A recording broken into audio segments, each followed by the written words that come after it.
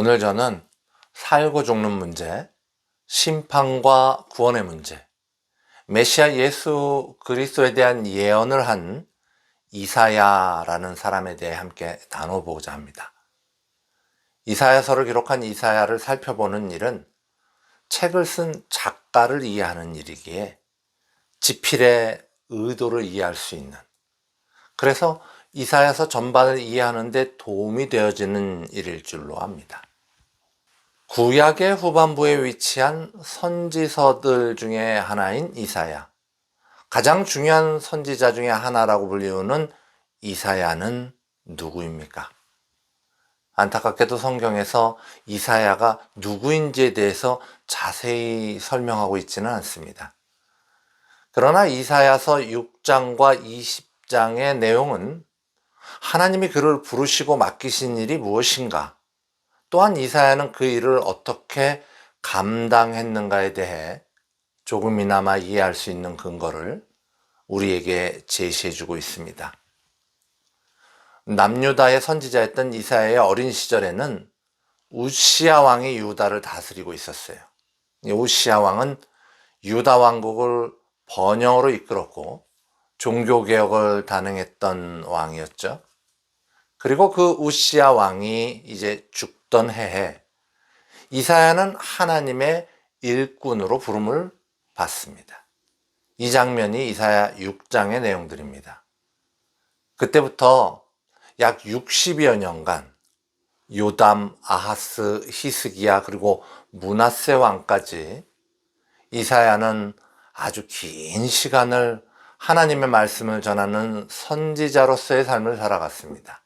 오늘로 말하면 이 평생을 열심으로 목회하신 그 연로한 목사님의 삶과 같은 거죠. 더군다나 이사야가 살아간 시대는 남유다와 이스라엘 주변에서 아수르, 바벨론, 애굽 등 커다란 나라들이 서로 부딪히는 시대였어요. 상대적으로 조그마한 나라인 유다가 이 강대국들의 틈바구니에서 살아남으려고 이쪽으로 붙었다 저쪽으로 붙었다 갈팡질팡 정신을 못 차리던 시대였습니다. 나라가 서서히 망해가면서 극심한 혼란을 겪던 시대였던 거죠. 이러한 시대에 하나님은 이사야를 부르셨습니다. 그리고 이를 맡기셨죠. 그 부르심에 이사야는 어떻게 반응했을까요? 이사야 6장과 20장에서는 이사야가 하나님으로부터 명령을 받는 장면이 나옵니다. 그런데 그 내용은 참으로 이상합니다. 이사야 20장 2절로 3절의 말씀입니다. 그때 여호와께서 아모스의 아들 이사야에게 말씀하여 이르시되 갈지어다 내 허리에서 배를 끄르고 내 발에서 신을 벗을지니라 하시며 그가 그대로 하여 벗은 몸과 벗은 발로 다니니라. 여호와께서 이르시되 나의 종 이사야가 3년 동안 벗은 몸과 벗은 발로 다니며 애굽과 구스에 대하여 징조와 예표가 되었느니라. 많은 성경학자들은 이사야가 왕족이었을 것이다 라는 데 의견을 모읍니다. 게다가 이사야는 선지자로서의 삶을 살았죠. 우리가 흔히들 말하는 체면, 명망은 이사야에게 작은 일이 아니었을 겁니다. 이사야가 기록해 놓은 이사야서를 보아도 그가 얼마나 높은 수준의 언어를 사용했는지를 쉽게 이해할 수 있습니다. 이사야는 그만두고도 이 작은 교회 담임을 맡은 목사님들도 혹시 내 행동 때문에, 혹시 나의 부족함 때문에, 혹시 나의 부끄러운 모습 때문에 하나님에게 누가 되지는 않을까 많은 생각을 하면서 말 한마디, 행동 하나하나를 조심하지 않습니까? 그런데 그런 이사야에게 벌거벗고 3년을 다니라는 수치스러운 명령이 내려지는 거죠. 이걸 따르는 게 이사야 입장에서는 쉬운 일이었을까요? 주여, 그냥 차라리 죽여주세요. 이런 생각이 들지 않았을까요? 그러나 이사야는 아무런 불평 한마디 없이 이 일을 감당합니다. 이사야의 이런 담대한 순종에 대해 학자들은 벌거벗다는 단어로 쓰인 아롬이라는 단어에 집중합니다. 이 단어는 완전히 벌거벗는 것을 나타내기도 하지만 상황에 따라서 그냥 부분적으로 벗는 것을 나타내기도 한다는 거죠. 그래서 이사야가 3년 동안 완전히 나체로 다닌 것이 아니라 그의 배, 그러니까 선지자의 겉옷을 벗어버리고 속옷에 맨발로 다녔다는 주장을 합니다. 그러나 그것만으로도 충분히 수치스러운 모습이요, 애굽과 구스의 수치를 예표하기에 부족함이 없었다는 거죠. 이렇게 보는 이유는 완전히 벗는 것을 유다에서는 염치 없고 방탕한 자의 행동으로 보았기 때문입니다. 하나님의 일을 하는 자가 하나님의 일을 한다는 명분 아래 사회적으로 지탄받는 방탕하고 염치 없는 짓을 할 리가 없다는 거죠. 이사야가 하나님의 말씀을 순종하되 분별력 있게 행동했다는 주장인 것입니다. 이 주장이 맞는 주장일지 아니면 이사야가 아예 나체로 다녔을지는 그 당시의 모습을 보지 못한 우리로서는 확인할 길이 없습니다. 그래서 어떤 분들은 이 구절을 그냥 문자 그대로 받아들였어요. 벗었으면 벗은 거지 무슨 부분적으로 벗는 건 뭐고 속옷만 입는 건 뭐냐, 그런 게 어딨어. 이 성경 말씀을 그냥 문자적으로만 이해하는 거죠. 그러나 이러한 이해는 아주 위험한 이해입니다. 그 당시에 겉옷을 벗는 것만도 벌거벗는 것과 같은 수치스러운 일이었다라는 역사적인 이해나 하나님의 일꾼인 선지자의 겉옷은 하나님의 사람임을 나타내는데 그 겉옷을 벗는 것은 더러운 우리의 속사람을 드러내는 수치스러운 일이라는 신학적인 이해를 포기한 것입니다. 원어에서 말하는 벗는다는 표현이 다 벗는 것만을 표현하지 않는다는 원어적인 이해나 성령님의 도우심을 통해 그 말씀 속에 들어있는 하나님의 메시지가 무엇인가에 대한 이해 없이 그저 단순하게 그 말씀을 이해하는 거죠. 자, 이렇게 말씀을 잘못 이해하면 무슨 일이 일어납니까? 2003년도 2월 7일에 사이비 2단인 세일교 소속 목사 2명이 대구와 대전에서 서울로 올라왔어요. 그리고는 종로 일가에 있는 영풍문고 앞으로 갔습니다. 이사야처럼 한국 사람들에게 나라가 망할 것이라고 경고를 하시겠다고 완전히 나체로 트럭 위에 서서 북한이 2월 20일 날 쳐들어오니까 준비하라고 자신들이 계시를 받았다고 소란을 피고 다닌 사건이 있었습니다. 당연히 그 예언한 날에는 아무 일도 일어나지 않았죠. 이들이 발가벗은 이유는 이사야 20장에 대한 잘못된 이해였습니다. 또 종종 들리는 소식 중에 하나는 사도 바울이 뱀에 물렸는데도 죽지 않았다고, 이것을 따라하다가 누군가 목숨을 잃었더더라 하는 소식도 종종 듣게 됩니다. 성경의 말씀이 우리에게 주어져 있고 2000년 동안 그 많은 분들이 애써서 많은 자료를 남겼는데도 성경 말씀을 보고 바르게 이해하는 것은 참으로 힘든 일입니다. 본다고 다 알고 듣는다고 다 알 수가 없다는 거죠. 이사야의 콜링받는 모습을 기록한 이사야 6장 9절의 말씀입니다. 여호와께서 이르시되 가서 이 백성에게 이르기를 너희가 듣기는 들어도 깨닫지 못할 것이요 보기는 보아도 알지 못하리라. 왜 하나님의 말씀은 보고 듣는 모두가 쉽게 이해할 수 없을까요? 왜 선하신 하나님은 모두가 무조건 다 알아들을 수 있는 이야기로 말씀을 전하지 않으셨을까요? 왜 바로 직전에 우리가 살펴본 이사야 20장조차 바르게 이해하기가 어려운 것일까요? 왜 이사야서의 많은 부분들은 이해하기 어려운 은유와 비유로 기록되어 있을까요? 왜 이사야는 메시아를 예언했는데 정작 유대인들은 예수님을 죽였을까요? 오시아 왕이 죽던 해 이사야는 여호와 하나님을 배웁니다. 이사야 6장 1절로 3절의 말씀입니다.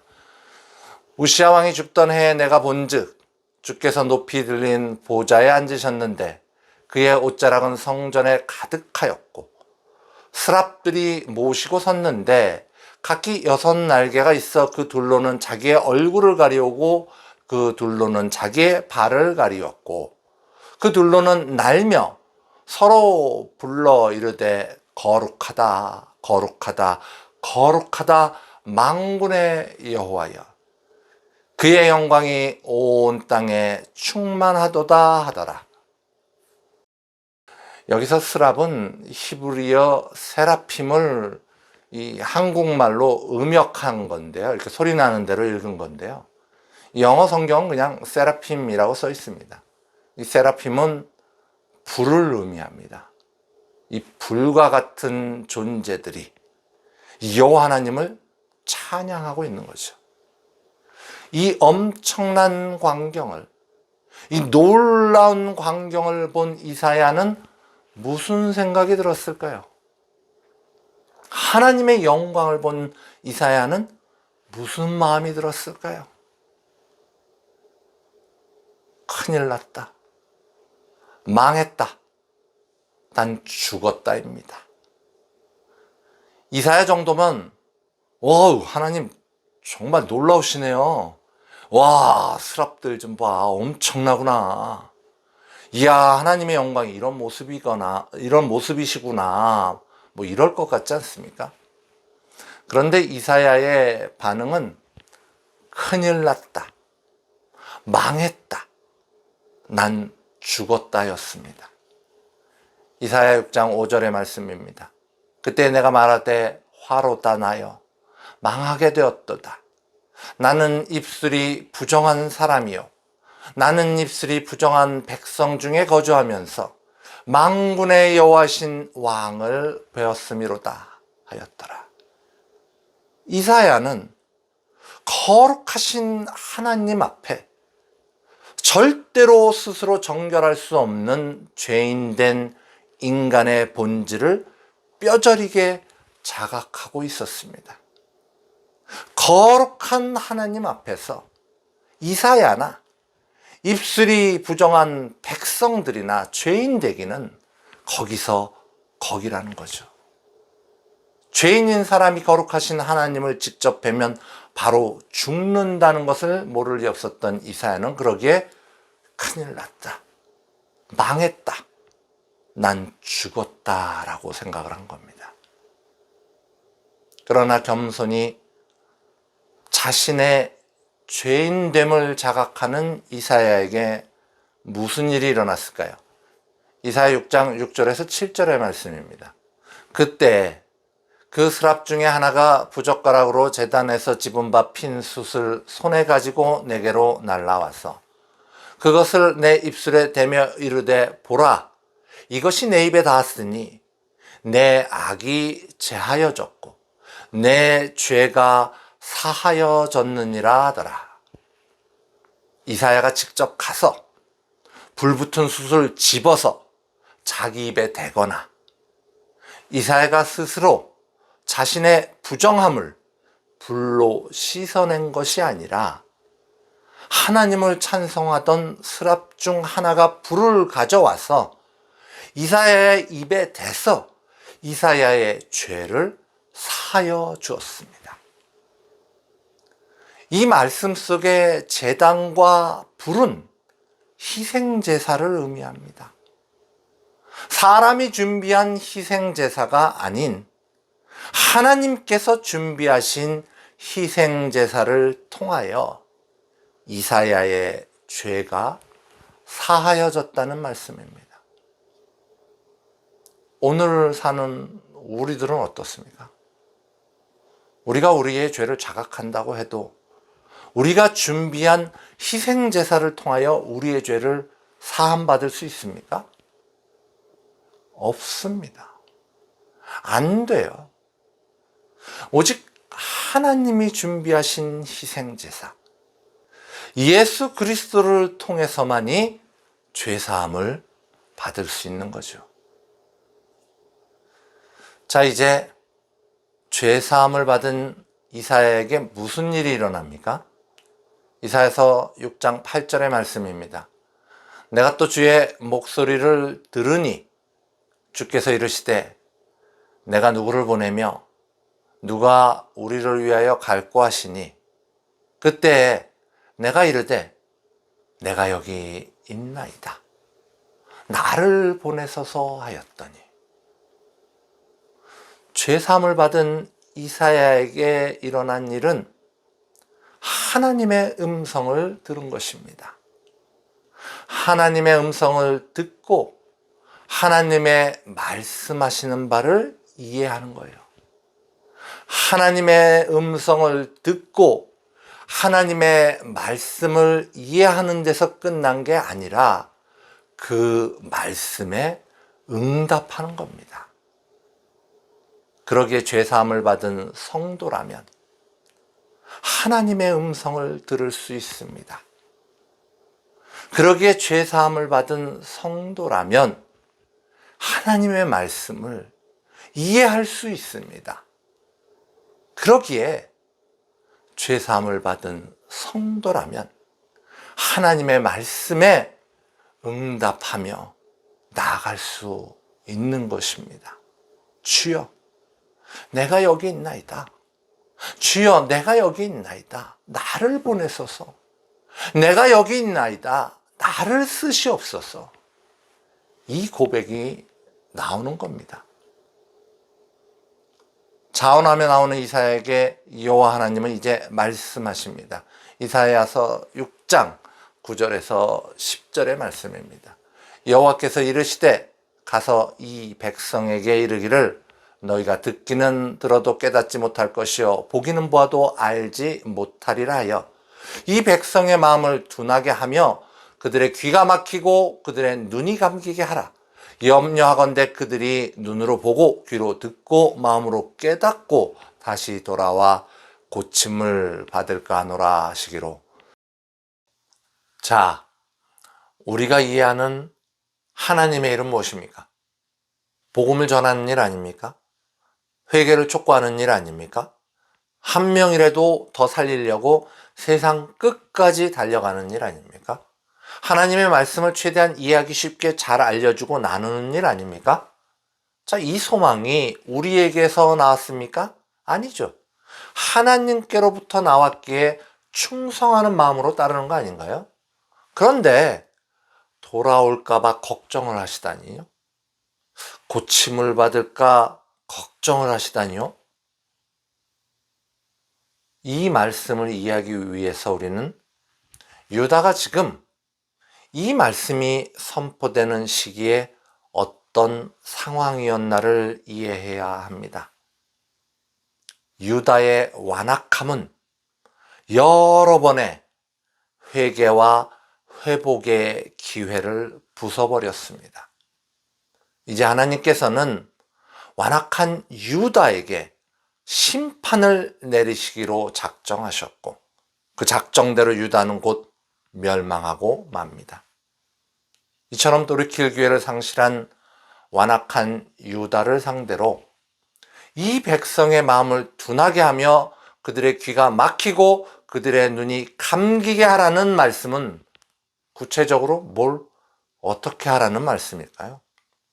어떻게 하면 하나님의 말씀을 전하긴 전하되 듣는 자가 알아들을 수 없게 전하는 걸까요? 어떻게 하면 완악한 그 백성이 심판으로 나갈 수밖에 없게 이 말씀이 전해져야 하는 걸까요? 여러분, 토마토 좋아하세요? 토마토. 이 토마토가 몸에 좋다는 거는 잘 알려져 있는 사실이죠. 근데 여기 단 거를 좋아하는 아이가 있어요. 달달한 걸 좋아하는 아이가 있어요. 이게 안 달면 안 먹어요. 그러니까 엄마가 이 몸에 좋은 토마토를 이 아이에게 먹이고 싶은데 이게 안 달면 안 먹으니까 어떻게 합니까? 이 토마토에 설탕을 좀 뿌리는 겁니다. 그렇게 해서라도 먹여보려는 거죠. 우리의 영과 육을 강건케 하는 하나님의 말씀. 그런데 그냥 주면 달달한 세상 맛을 좋아하는 이들은 영 먹지를 않으니까 이 세상적인 달달함을 그 위에 뿌려놓지 않습니까? 그래서 어떤 목사님들은 뭐 웃기기도 하시고 뭐 재밌는 예화도 많이 쓰시고 그러는 거 아닐까요? 설탕을 뿌려서라도 몸에 좋은 토마토를 먹이기 위해서죠. 그런데요, 정말 나쁜 아이들은요, 토마토와 설탕을 같이 먹지 않습니다. 그냥 설탕만 빨아먹습니다. 지금 유다 백성의 상태가 설탕만 빨아먹는 아이들입니다. 그러기에 여호와 하나님께서는 이사야에게 너 나가서 설탕 뿌리려고 애쓰지 말고 생토마토 그냥 줘라. 너 나가서 세상 방법 쓰려고 애쓰지 말고 내 말 그대로 생으로 전해라. 너 그들이 알아듣던 말던 기죽지 말고 내 말을 선포하라. 자, 이 명령을 들은 이사야는 어떻게 했습니까? 하나님의 말씀을 곧대로 전하는 동시에 심판받기로 결정된 악한 백성들의 마음을 둔하게 귀가 막히고 눈이 감기게 하기 위해서 이사야는 어떻게 했을까요? 마태복음 13장은 하나님의 명령을 들은 이사야가 무엇을 어떻게 했는지를 명확하게 이해할 수 있게 해줍니다. 마태복음 13장의 내용이죠. 그날에 예수께서 집에서 나가서 바닷가에 앉으심에 큰 무리가 모여들었어요. 많은 사람들이 이 예수님의 기적을 보려고 예수님께로 모여들었죠. 예수님께서 비유로 여러 가지 말씀을 하시고 씨 뿌리는 자의 비유도 말씀하셨어요. 그리고 마지막으로 예수님께서 이렇게 말씀하십니다. 귀 있는 자는 들으라 하시니라. 아니, 좀 쉽게 얘기하시지. 아니, 모두가 다 알아들을 수 있는 얘기를 하시지. 제자들이 예수님께 나와서 물어보지 않습니까? 아니, 예수님 왜 비유로 얘기하세요? 응? 누가 이 말을 알아들어요? 아니, 왜 이러시는 겁니까? 오늘 사는 우리야 성경을 통해서 이 씨 뿌리는 자에 대한 해석도 볼 수 있고 이 수없이 많은 설교와 해석을 통해서 이 비유가 전혀 낯설지 않지만 그날 거기서 예수님의 이 비유를 처음 들은 사람들은 이 말씀이 도무지 무슨 말씀인지 정말로 알아듣기 어렵지 않았겠습니까? 그러니까 제자들이 예수님께 물어보는 거예요. 예수님 왜 못 알아듣게 비유로 말씀하십니까? 제자들의 이 질문은 못 알아듣게 말씀을 전하라는 이사야 6장 9절의 말씀을 볼 때 우리가 가졌던 질문과 똑같지 않습니까? 그 물음에 예수님이 이렇게 대답하십니다. 마태복음 13장 11절로 12절의 말씀입니다. 대답하여 이르시되 천국의 비밀을 아는 것이 너희에게는 허락되었으나 그들에게는 아니 되었나니 무릇 있는 자는 받아 넉넉하게 되되 없는 자는 있는 것도 빼앗기리라.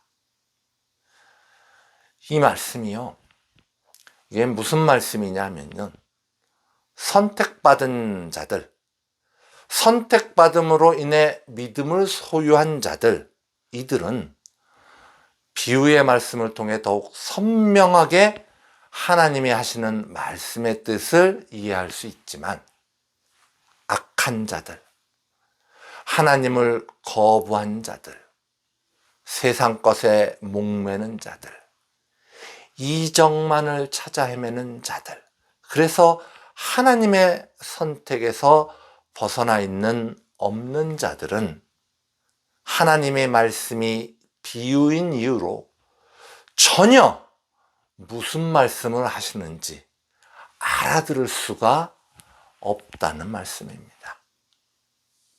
좀 더 쉽게 이야기하면 이렇습니다. 우리 말 중에서 이런 말이 있죠. 아유, 그 사람은 콩으로 매주를 쓴다고 해도 고지 듣질 않아. 여러분, 이 말이 무슨 말인 줄 아시죠? 아무리 사실을 말해도 믿지 않는다는 비유잖아요. 이게 한국 사람이라면 거의 다 아는 비유입니다.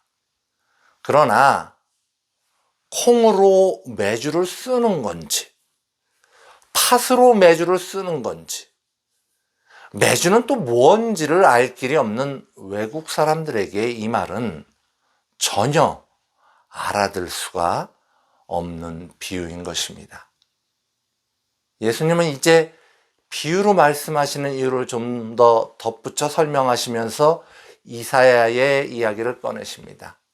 마태복음 13장 13절로 15절의 말씀입니다.